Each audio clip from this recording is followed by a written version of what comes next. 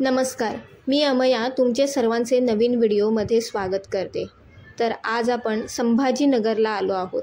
या ठिकाणी असलेले वेरूळ गावातील घृष्णेश्वर मंदिर आणि वेरूळची लेणी ही पाहणार आहोत।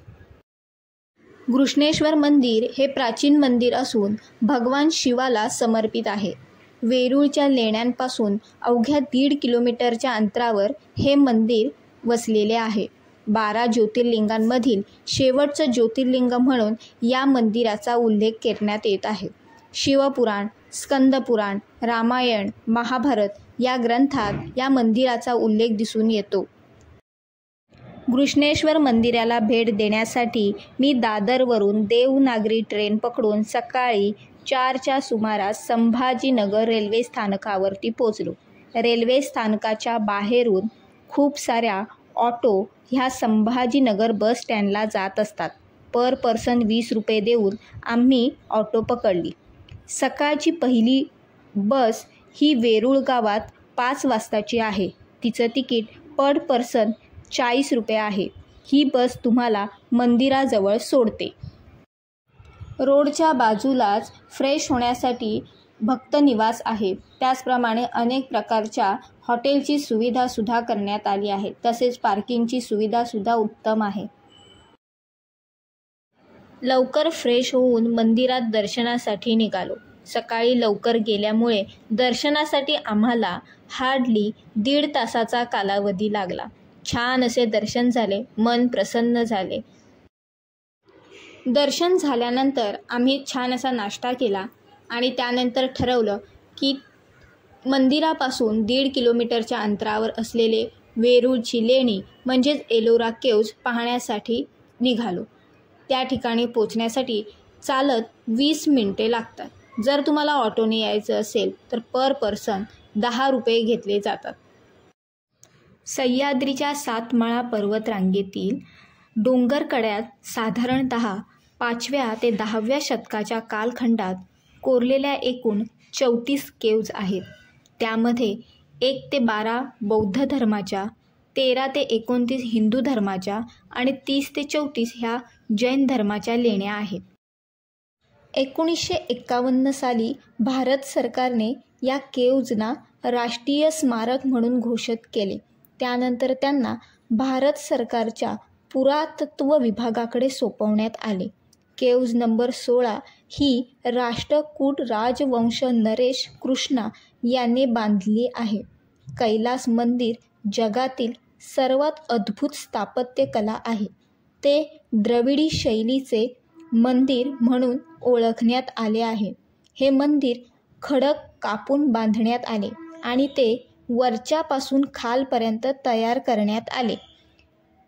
मंदिर बांधताना 40,000 टन दगड बाहेर काढला गेला। मंदिराची उंची ही 90 फूट आहे।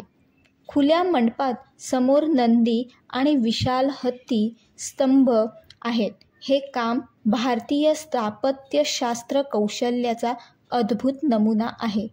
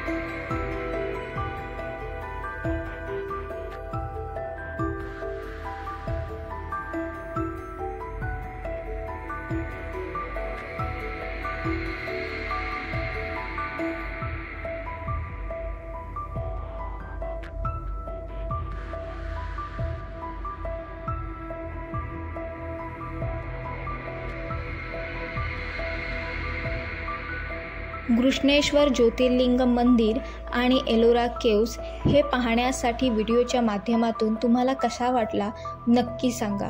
तसेच नेक्स्ट व्हिडिओमध्ये लवकरच भेटू. धन्यवाद.